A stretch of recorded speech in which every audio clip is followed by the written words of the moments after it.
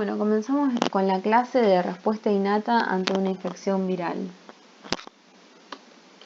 Bien, como sabemos, los virus necesitan de todo lo que es la maquinaria para generar su replicación viral. Y básicamente la primera pregunta que nos tenemos que responder es cómo es reconocida la presencia de un virus en células humanas.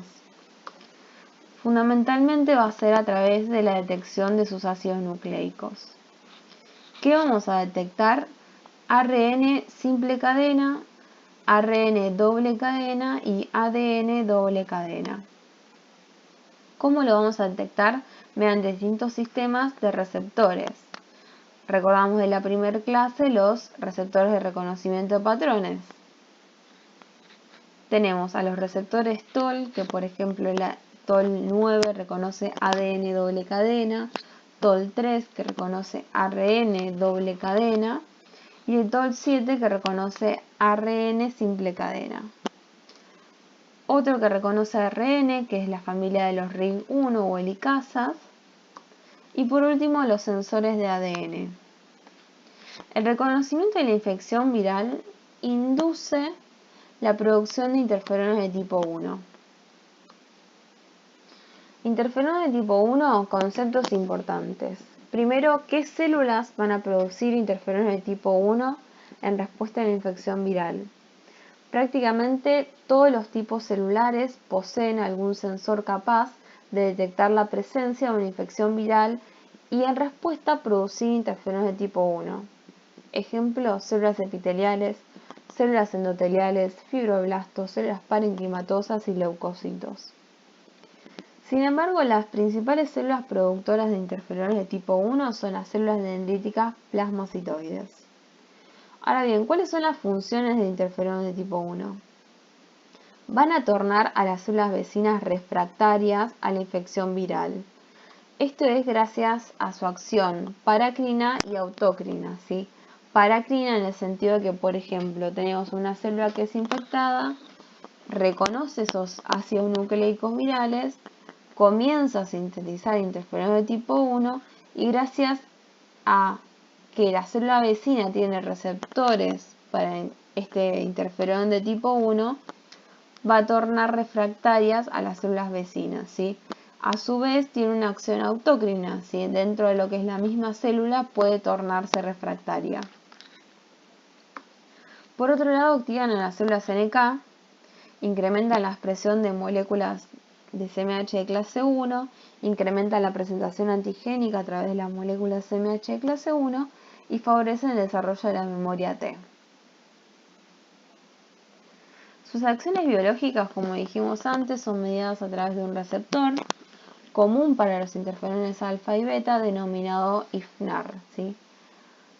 Acá tenemos un ejemplo de una infección por un virus ARN, donde cuando el virus, tenemos un virus que va a infectar a las células, ¿sí? El virus infectante se va a replicar y va a generar nuevos virus, ¿sí? Este material genético va a activar a los sensores de ácidos nucleicos, induciendo la transcripción y traducción de los interferones de tipo 1. Los interferones de tipo 1 liberados por la célula infectada van a actuar sobre los receptores IFNAR, ¿sí? Tanto de la célula infectada de forma autócrina como parácrina, o sea, la célula vecina. Esto van a estimular la síntesis de proteínas antivirales como la proteína quinasa R y la OAS, entre otras. Las proteínas antivirales van a degradar al ARN viral e inhiben la síntesis de proteínas como sus características fundamentales. Entonces, de esta forma frenamos a lo que es la replicación viral. Dentro de este efecto antiviral tenemos 4 proteínas que van a ser sintetizadas. La primera tenemos a la PKR, la cual puede activarse por reconocer ARN viral y de esa forma inactivar por fosforilación al factor de traducción EIF2, responsable del inicio de la traducción proteica. ¿cuál va a ser la consecuencia? Va a ser la inhibición de la síntesis proteica y consecuentemente de la replicación viral. Por otro lado, tenemos la transcripción de la oligoadenilato sintetasa, la cual puede activarse por reconocer ARN viral y de esa forma sintetizar oligoadenilatos. ¿Sí? Los mismos, a partir del ATP, van a ser capaces de activar a la enzima ribonucleasa L, ¿sí? Que es capaz de degradar ARN viral. Entonces, como consecuencia del mismo, va a generar una degradación del ARN e inhibición de la replicación viral. Por otro lado, tenemos la transcripción de la adenosina deaminasa, que es la enzima ADAR, la proteína ADAR, la cual modifica la secuencia nucleotídica del ARN, incrementando el número de proteínas. ¿Sí? Esto genera, digamos, como mutaciones dentro del virus con el fin de inactivarlos, entre comillas. Entonces, ¿cuál va a ser la consecuencia? Edición del ARN e inhibición de la replicación viral. Y luego, por último, tenemos las GTPasas, ¿sí? En las cuales la consecuencia principal va a ser la interrupción de la replicación viral. Sí, fíjense que son todos redundantes los mecanismos. Bien. Todos los procesos infecciosos conllevan a la producción de interferones de tipo 1, y esta citoquina es la responsable de los signos y síntomas característicos del síndrome gripal. El interferón es utilizado como agente antitumoral y como inmunomodulador en algunas enfermedades autoinmunes. Ahora bien, acá tenemos un esquema que nos muestra las características principales que tiene la respuesta innata antiviral. Por un lado tenemos a las células dendríticas plasmacitoides y por otro las células parenquimatosas, ¿sí? Estas células parenquimatosas van a comenzar a liberar interferones de tipo 1, interleuquina beta, otras citoquinas y quimiosinas que median el reclutamiento de las células dendríticas plasmocitoides y las células NK. Y por otro lado, las células dendríticas plasmacitoides van a liberar o sintetizar, mejor dicho, muy altas concentraciones de interferones de tipo 1. Las mismas van a inducir la expresión de cientos de genes generando un estado antiviral y por otro lado van a activar a las células NK reclutadas. Y acá vemos lo que sería un vaso sanguíneo con el reclutamiento de las células NK, que van a mediar su acción mediante dos formas. Por un lado, la citotoxicidad, donde van a inducir la apoptosis de las células infectadas, y por otro lado, la producción de citoquinas, principalmente interferón gamma y TNF-alfa.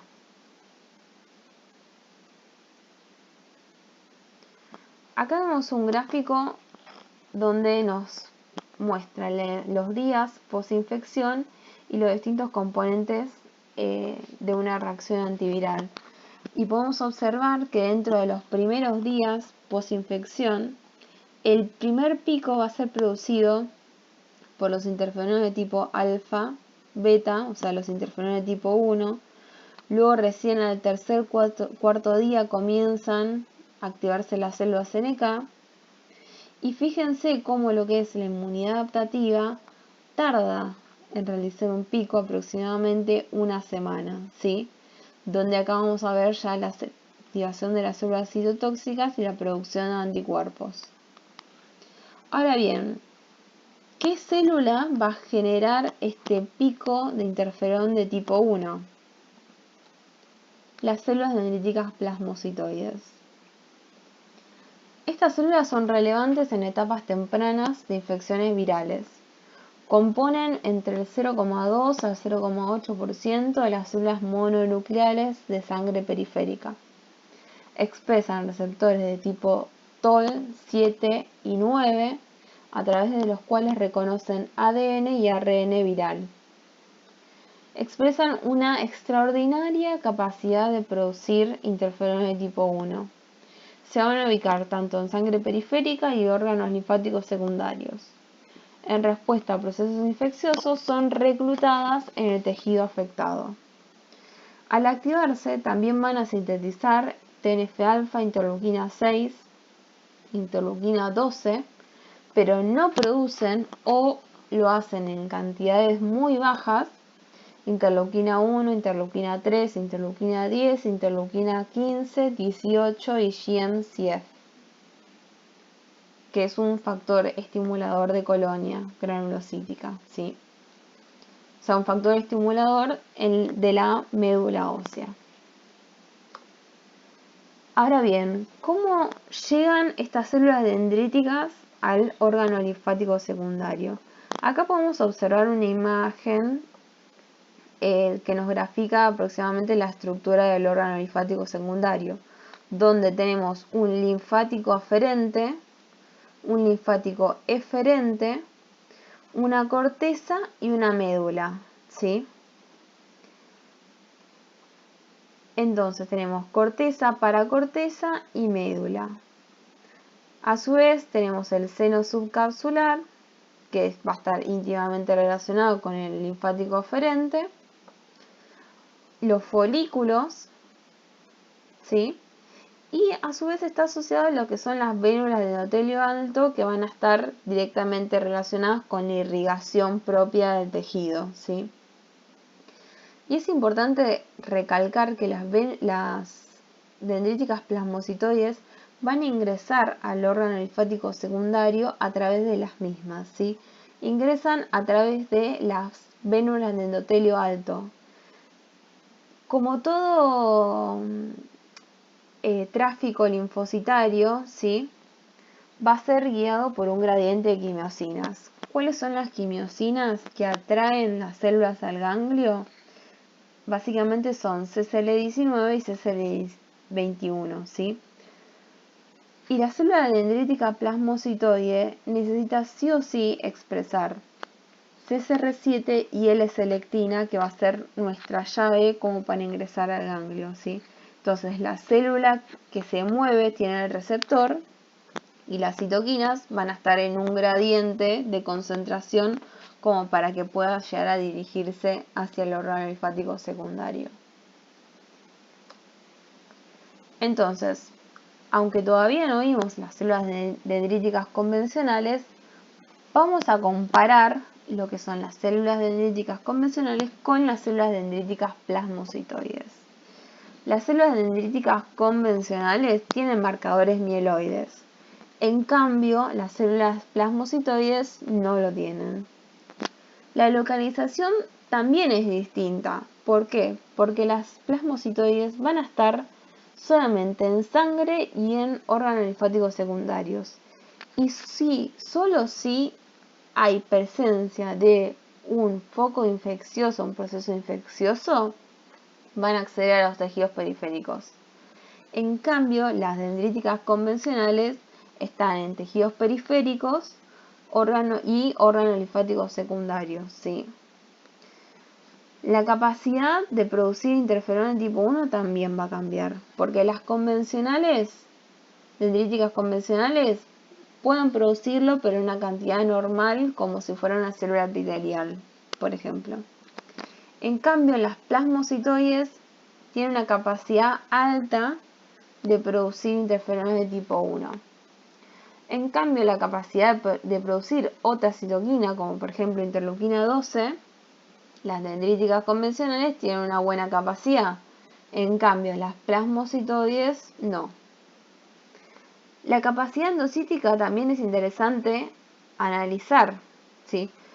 Si vemos una célula dendrítica inmadura, la capacidad endocítica es alta, ¿sí? En cambio, las células dendríticas plasmocitoides no tienen una buena capacidad endocítica. Y las funciones son claramente diferentes, ¿sí? Las células dendríticas convencionales, su fin es activar a los linfocitos T vírgenes, activar y orientar el curso de la inmunidad adaptativa, ¿sí? En cambio, las plasmocitoides, dendríticas plasmocitoides, median una acción antiviral en la fase aguda de las infecciones virales por su potente capacidad de producir interferones de tipo 1. Ahora vamos a hablar de otro interferón, que es el interferón gamma. El interferón gamma es producido por las siguientes células. Si hablamos de inmunidad innata, tenemos a las células NK y las células linfoides innatas de tipo 1 como productores de interferón de tipo gamma, ¿sí? Ahora, existen células de la inmunidad adaptativa, que son los linfocitos TC8 y los linfocitos TH1, que también lo van a liberar. La síntesis de estas citoquinas es estimulada por interleuquina 1, interleuquina 2, estrógenos y el propio interferón gamma. La producción de interferón gamma es inhibida por los glucocorticoides, el TGF-beta e interleuquina 10. La transcripción del interferón gamma es regulada por represores y activadores, y esta citoquina es fundamental para la activación del macrófago, ¿sí?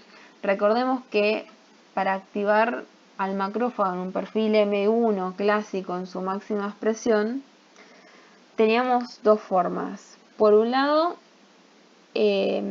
por CD40 ligando, y por otro lado por interferón gamma, ¿sí? Recuerden que el macrófago no sintetiza ni libera interferón gamma ni interleuquina 4, pero tiene receptores para ello, ¿sí? Ahora vamos a hablar un poco de estas células nuevas, que son las células linfoides innatas. Tenemos cuatro tipos de scriptos. Por un lado tenemos el grupo de las NK y las células linfoides innatas de tipo 1. El estímulo va a ser tumores, microbios intracelulares como virus, bacterias intracelulares, parásitos intracelulares.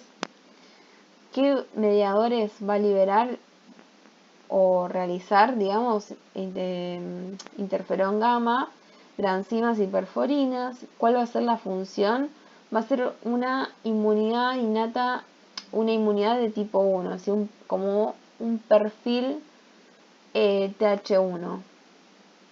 Ahora bien, las células linfoides innatas de tipo 2, el estímulo va a ser un parásito extracelular y alérgenos, y los mediadores van a ser interleuquina 4, interleuquina 5, interleuquina 13, interleuquina 9. ¿Y cuál va a ser la función? Una inmunidad tipo 2, ¿sí? Como asemejándose a lo que es un perfil TH2. Luego tenemos estas células inductoras de tejido linfoide, que son un subtipo de células linfoides innata tipo 3. Su estímulo van a ser células organizadoras mesenquimáticas. Los mediadores van a ser interleuquina 17, interleuquina 22, la linfotoxina alfa y TNF-alfa. ¿Cuál va a ser la función? Son requeridos para el desarrollo normal de los órganos linfoides, ¿sí? Y las células linfoides innata tipo 3, el estímulo va a ser microbios extracelulares. Los mediadores que van a tener son la interleuquina 22, 17 y el GM-CSF.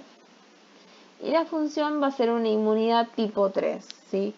Asemejándose al perfil TH17, ¿sí? Son bacterias extracelulares, hongos. Entonces su principal función va a ser fagocitosis y la síntesis de péptidos antimicrobianos. Bueno, ahora comencemos a hablar de las células natural killer, ¿sí? Las células NK. Son aproximadamente el 10 al 15% de los linfocitos circulantes.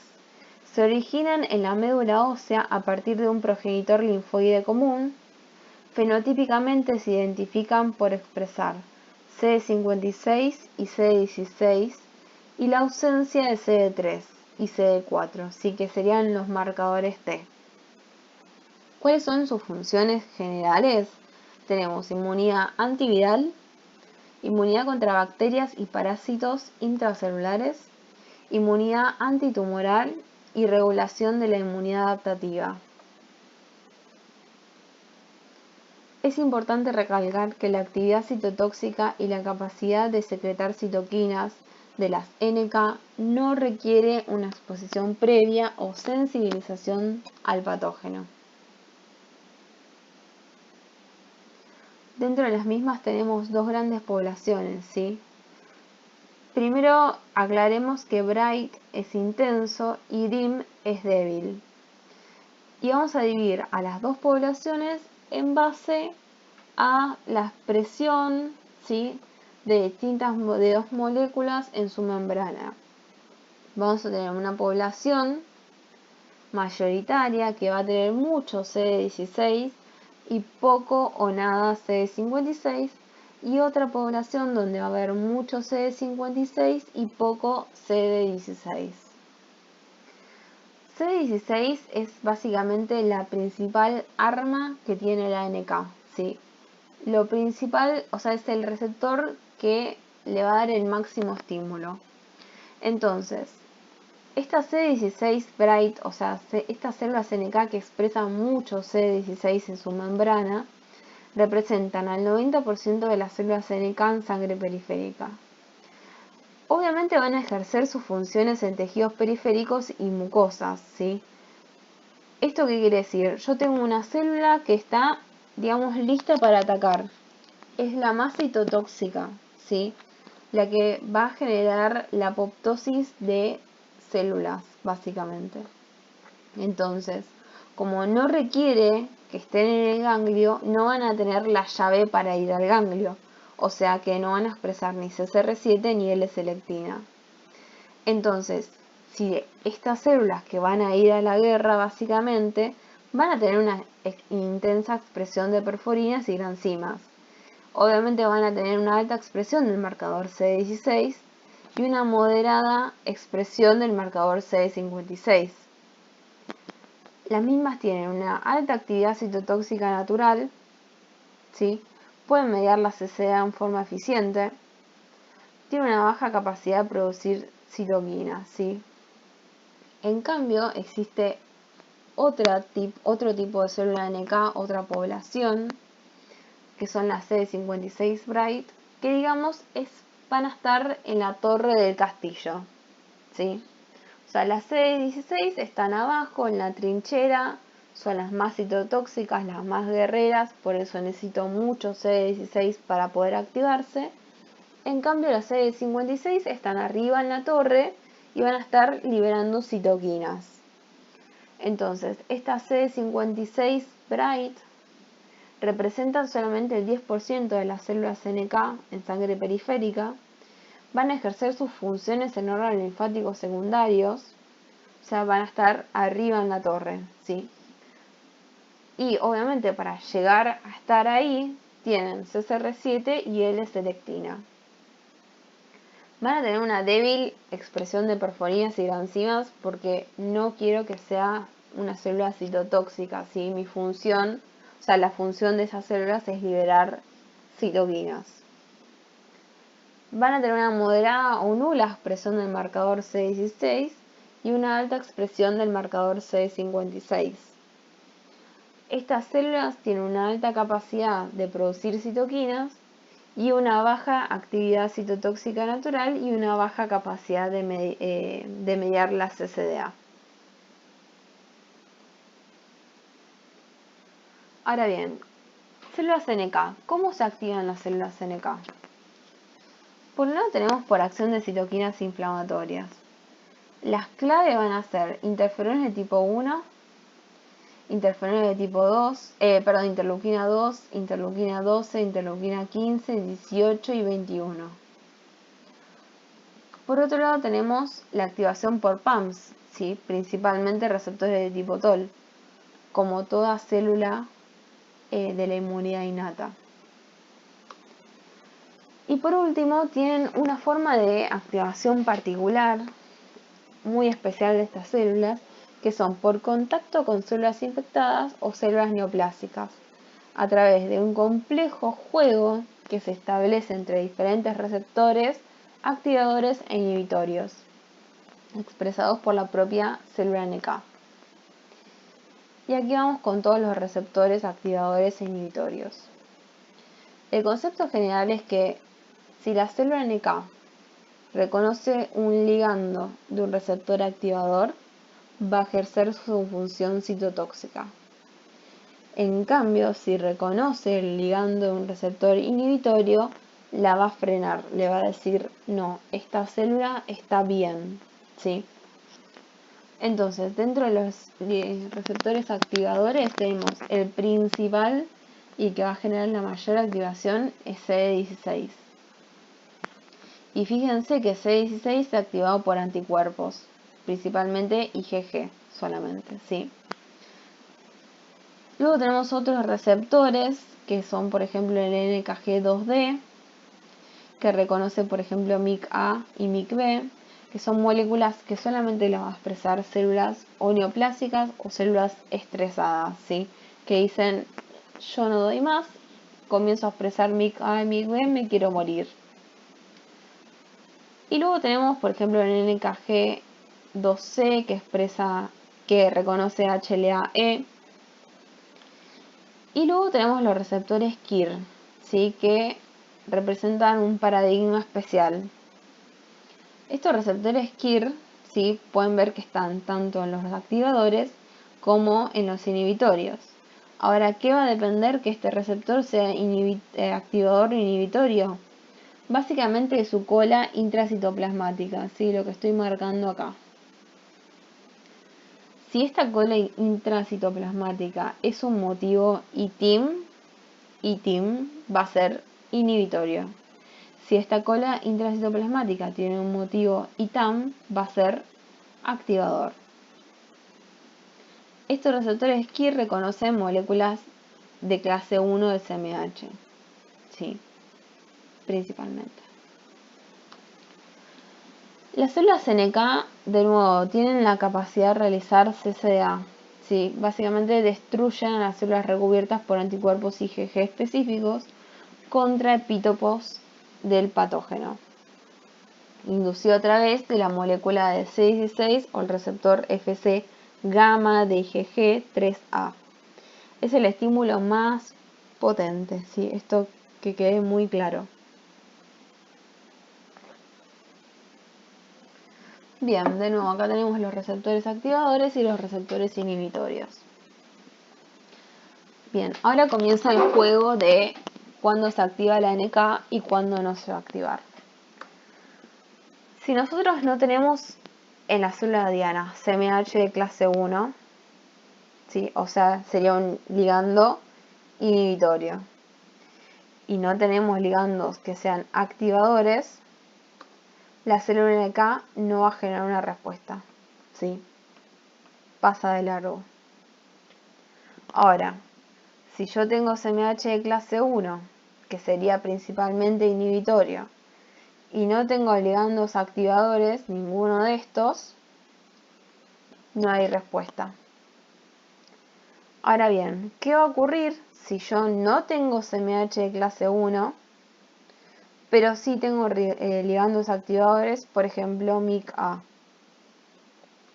La célula NK va a atacar a la célula blanco. Y en una cuarta instancia, aún más complicada, va a ser el escenario donde encontremos CMH de clase 1 y ligandos activadores, ¿sí? En este caso va a depender de un balance de señales, o sea, cuál señal gane en este juego, en la balanza, ¿sí? Si son las señales inhibitorias o las activatorias, las que van a activar a la célula NK. En general, los ligandos NKG2D, que es un receptor activador, se expresan en bajos niveles en tejidos sanos y se inducen por neotransformación o infección por patógenos intracelulares, como virus y bacterias. En particular, para el NKG2A, el reconocimiento de HLA-E es la forma en la que las células NK pueden controlar la capacidad de una célula para procesar y presentar péptidos antigénicos a través del receptor de CMH, del CMH tipo 1. Bueno, ¿cuáles son los mecanismos antiinfecciosos mediados por las células NK?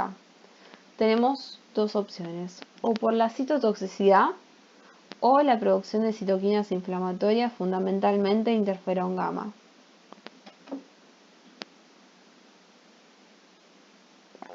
Vamos con los mecanismos citotóxicos. Tenemos a la célula NK por un lado y la célula apoptótica por otro, ¿sí? La célula NK va a liberar las perforinas y las granzimas al espacio extracelular por exocitosis.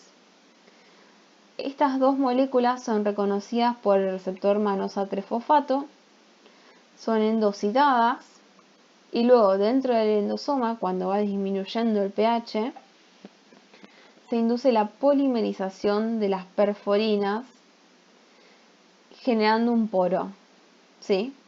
Y de esta forma las granzimas acceden al citosol y de esta forma pueden activar a las caspasas que conducen a la apoptosis. En esta imagen, este gráfico del poro en la membrana extracelular está mal, ¿sí? El poro siempre se genera en la membrana del endosoma. Y por otro lado tenemos al mecanismo de contacto con el Fas y Fas ligando, ¿sí? Siempre repito el concepto. Siempre cuando hablemos de un receptor y un ligando, piensen en cuál célula quiero que se genere la acción, ¿sí? Nosotros queremos la acción básicamente en la célula diana y el fin va a ser generar la apoptosis. Entonces, la célula que digamos va, entre comillas, a atacar a la misma, tiene que tener el ligando, ¿sí?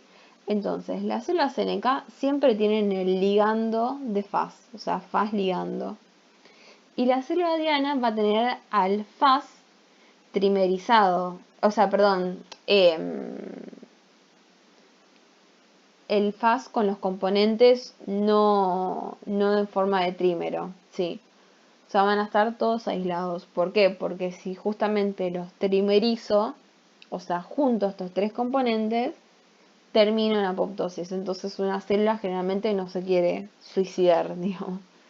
Entonces, las células NK en reposo poseen su Fas ligando en un endosoma.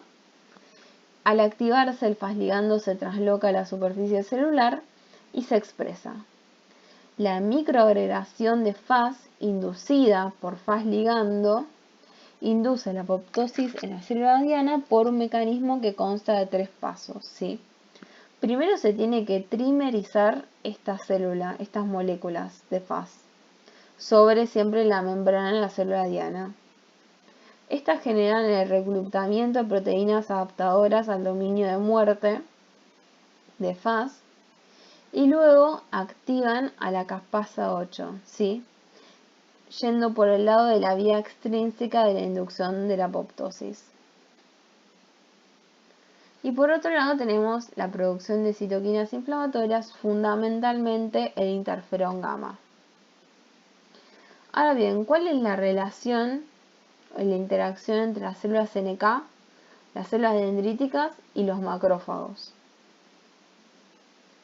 Nosotros tenemos que por un lado esta célula NK va a liberar principalmente interferón gamma. Este interferón gamma va a activar plenamente a los macrófagos.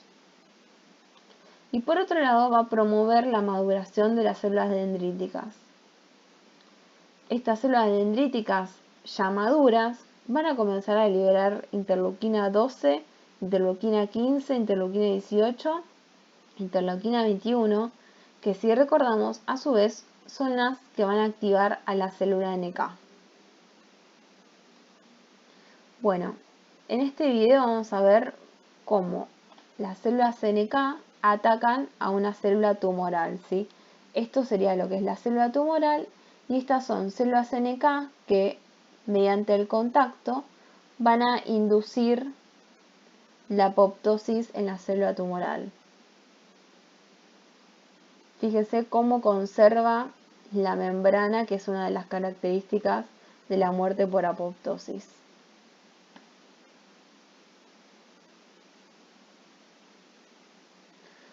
Ahora bien, ¿cuáles son los mecanismos tolerogénicos en las células NK? Tenemos un modelo de licenciamiento, un modelo de armado y desarme y un modelo reóstato. El modelo de licenciamiento, aquellos precursores de las células NK que expresan receptores KIR inhibitorios que no reconozcan a las moléculas de clase 1 propias, no complementarán su maduración funcional, ¿sí?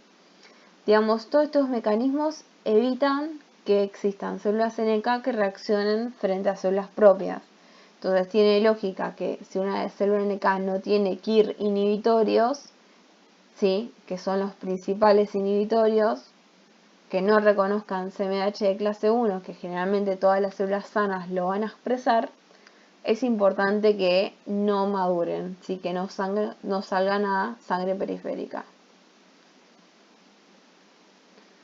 El modelo de armado y desarme, los precursores de las células NK que expresan receptores KIR inhibitorios que no reconozcan las moléculas de clase 1 propias, no podrán recibir señales inhibitorias y así ajustar su umbral de activación, aún en la presencia de señales activadoras. Y el modelo reóstato, cada precursor de la célula NK recibe su propio programa educacional. Bueno, eso es todo por hoy.